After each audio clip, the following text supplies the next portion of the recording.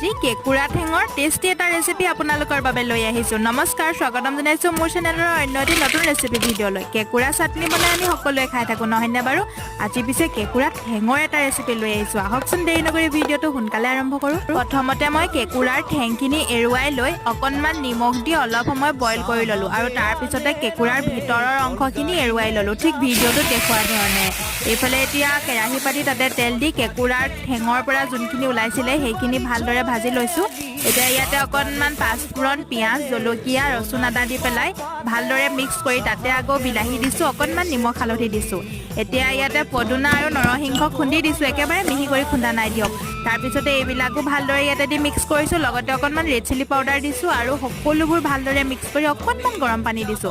পানীখিনি যেতিয়া উতল আহিব তেতিয়া ইয়াতে সেই ভাজি লোৱা কেকুৰাৰ ঠেংখিনি ইয়াতে দি দিছো আৰু অকণমান সময় সিজোৱাৰ পিছতে এইফালে কেকুৰাৰ ঠেঙৰ টেষ্টি ৰেচিপি ৰেডি।